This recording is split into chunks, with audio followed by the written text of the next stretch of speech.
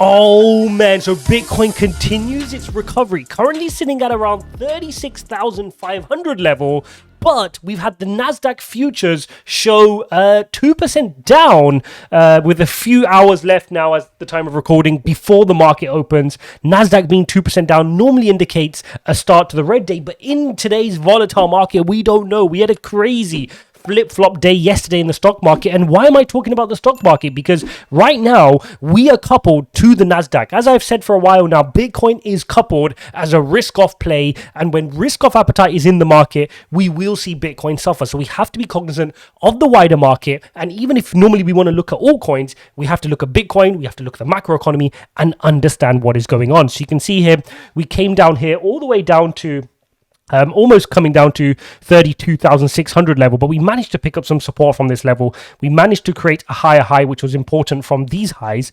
You can see this initial high was sat around 36,480. We managed to wick as high on this hourly candle to 37,574, which is an impressive recovery given the fear we had of heading down to 32. So it's good now that we've got some separation from 32. We've created a higher high on the hourly, but the worrying thing is the market is still tentative. You've got here the IMF cut 2022 global growth forecast as US-China recovery wanes, right? So there is fear in the market. We can see all the major indices are showing down in the market today, but that isn't necessarily reflective of what we're going to see. We saw the futures open up green yesterday, then it went badly red, then by the end of the day it was green. This is crazy volatility in the market, guys.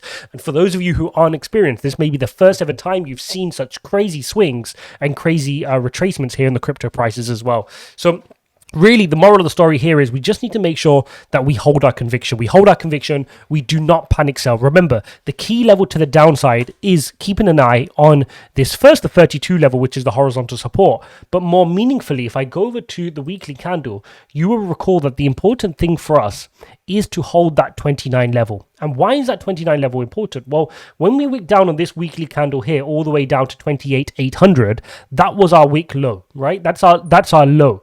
Now, we then created a higher high versus this high. So what we want to do, if I can just illustrate this for you, here's your high.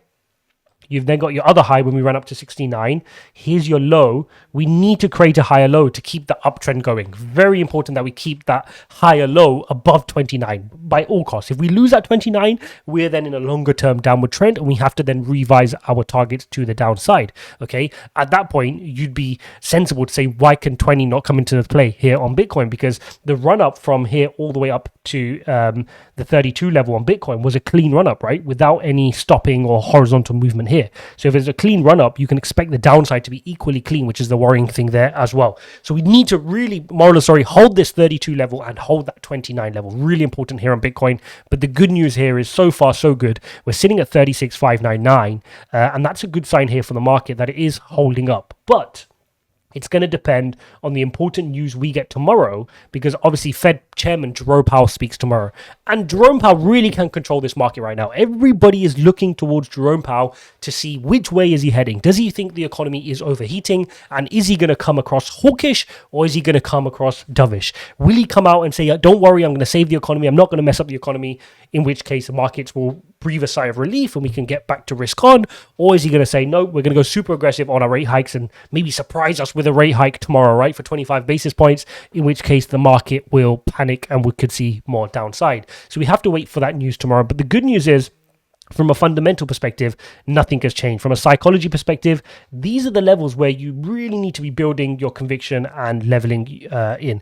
You know, we could never have dreamed of having another opportunity to be picking up Bitcoin here at 36,000 even now. But this is how human psychology works. People are not buying at 30,000. They're not buying at 36. They won't buy at 40, but they'll start buying at 60,000 again. Why? Because they need they have green candle disease, right? They need the market to tell them when their bet is right. And unfortunately, if you're going to play it that way, you're going to leave a lot of alpha on the table, because you're going to be unprepared to take the risk to buy when the market is red. And the best investors will be buying right now. Trust me, whether it's stocks, whether it's crypto, the best buyers right now across the world, the institutional investors, they're sitting there buying. Trust me, they're not buying when you're running up to 69,000. That's what inexperienced investors would do. That's what the average retail investor would do.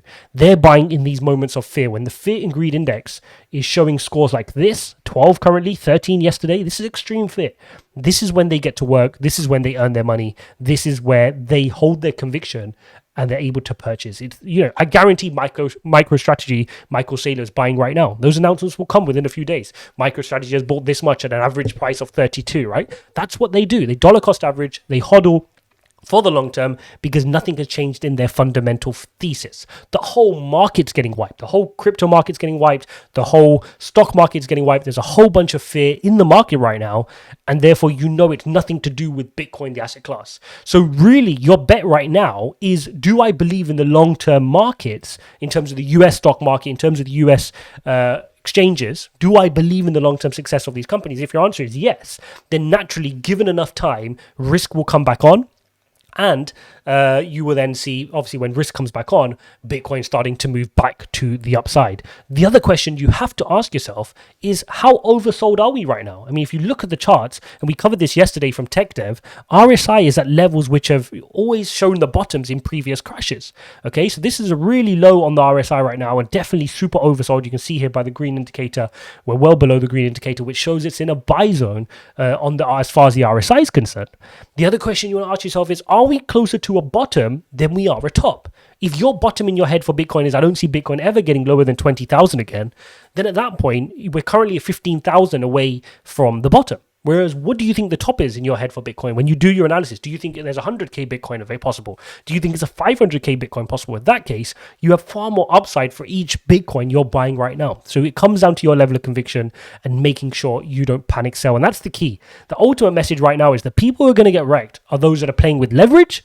Really important that you don't play with leverage. Don't try to time this bottom and get liquidated. Don't be that guy. And secondly, those that try to time the market, those that have on the way down and gone, hang on a second, Bitcoin is going down, I'm going to get out and then I'm going to buy back in when it starts turning green and reversing again. Like, this is not a textbook. These are the markets, and the markets move at a whim.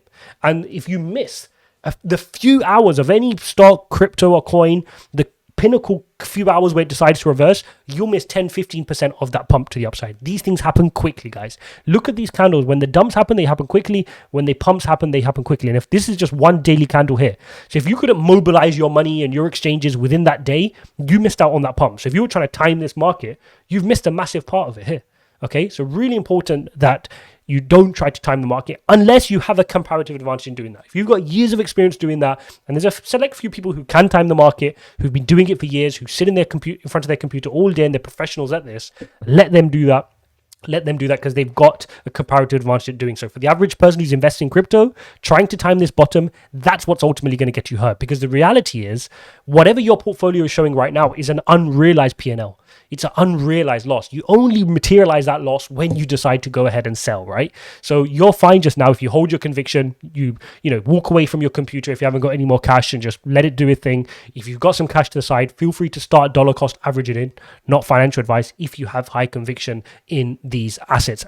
So there you go, guys. There's your update on Bitcoin. Overall, things are looking pretty good. Much better than where we're at when we were wicking really close to 32, because 32 is a really scary level, guys. We need to hold that 32 level, and that's what we're going to be looking out for over these next few weeks. We're going to have to defer to the stock market over the next few days and even weeks to see, what trend does it set for Bitcoin and which way are we moving? Are we risk on or are we risk off? Obviously, Fed Chairman Jerome Powell speaks tomorrow. We want to hear what he says from his FOMC meetings. That's going to give us a good gauge of where we're at and the sentiment in the market. So for now, not much I'm doing. I'm sitting back, waiting for areas to dollar cost average in. When it rallies up to 36, not really buying much. If I see it drop down to 32, I might nibble a little bit more. And if it reverses and starts heading back up, I'm perfectly fine with the position I have, okay? So this is just a case of not panic selling. I've been through this before. I sat with my Bitcoin, held it from 60 all the way down to 29. And all I can say is when this ran back up to 69 just a couple of months ago, I just wished I did as much buying as I could here. And I did. But you always wish you can do more, right? That's the reality. So we want to keep an eye on that and see how we get on. As always, guys, thanks for watching this video. If you appreciate this type of content, then don't forget to smash up the like button and subscribe. If you want to see more Bitcoin updates like this, whilst we're in this volatile and tricky situation, then let me know in the comments below that this is the type of content you want. Let me know with the like button so I know the Bitcoin updates are are what you want from a technical and fundamental perspective. As always, if you want to support the community a little bit more, consider hitting the link in the pinned comment will be to our free Discord server. In that server, you'll meet like-minded people. You'll be able to tag me with any questions. You'll be able to share your favorite coins, your chart patterns, ask questions if you're in a difficult scenario, and we'll be able to give you some non-financial advice. As always, guys, thanks for watching. We'll see you in the next one.